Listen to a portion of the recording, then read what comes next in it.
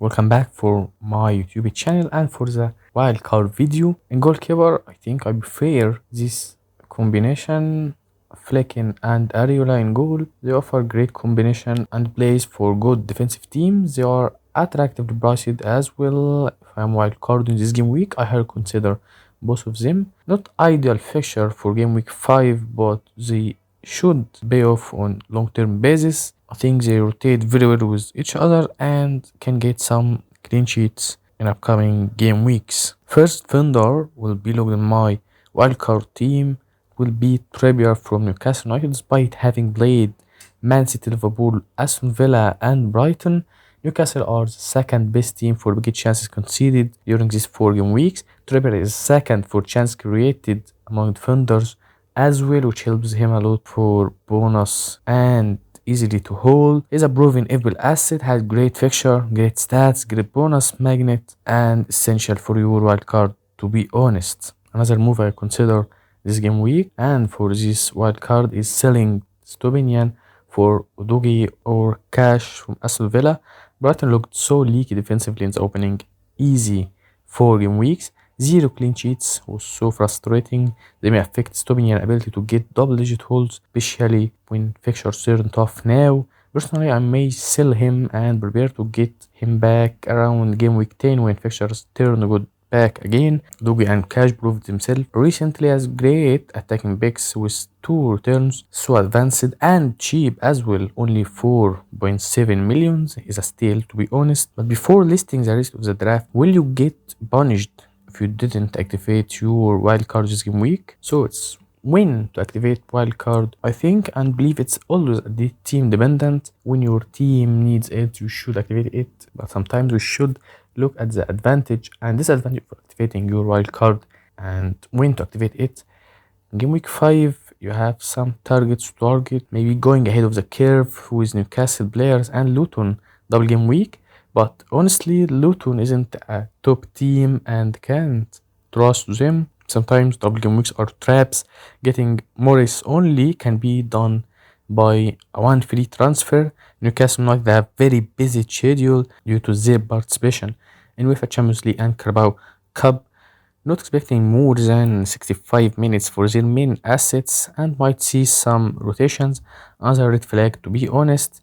There's another advantage for activating wildcard is to dead end using a 1 game punt before wildcarding. You will lose this advantage right now as we didn't take this punt in game week 4. But if we look at wildcarding in week 9 or maybe 10, we'll notice that Liverpool, Arsenal, Aston Villa, Brighton, West Ham are proven and more trusted teams. This will be the teams to target for this wildcard. You can also dead end with a punt from Tottenham, Crystal Palace, Aston Villa in game week 8 and 9. I believe if you have 2 Arsenal assets, 2 from Chelsea, 1 from Tottenham, 2 from Man City, 2 from Man United and Mbomo, this is very solid and decent fixture. To be honest, I would use free transfer instead of wasting wildcard early now. So if you have these players, avoid activating wildcard right now. I would agree to wildcard after international break due to some injuries and update, but personally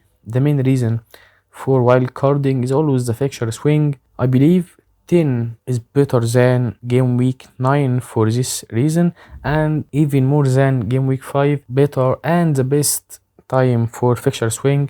Great swing for these teams: Liverpool, Aston Villa, Arsenal, Brighton and West Ham. And removing Chelsea players can be done in game week 9 as a 1 game week punt by free transfer.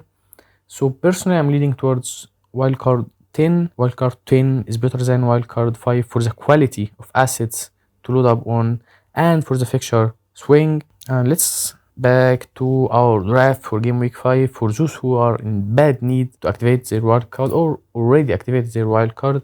Saka, Bruno, and Mbomo will be my picks in midfield. They remain in my team and they are nailed for 90 minutes on penalties and had great stats. If you looked at the non-penalty expected goals involvement for the first 4 game weeks, Mbomo is the top for his stats, Madison is the second, the fourth is Bruno, and Saka is the 6th. They are essentials, to be honest. Another team to consider in your wildcard is Tottenham. Son, Madison in midfield, which one or both? Son was isolated and wide on the left side for the first 3 game weeks, but when he shifted as a striker, everything has changed. Will he continue as Spurs' main striker? There is a late game for Brazil on Wednesday, which may affect Richarlison starting on Saturday against Sheffield United. I believe he may repeat it, but on long-term basis, I'm not sure if Son will continue as a main striker or not.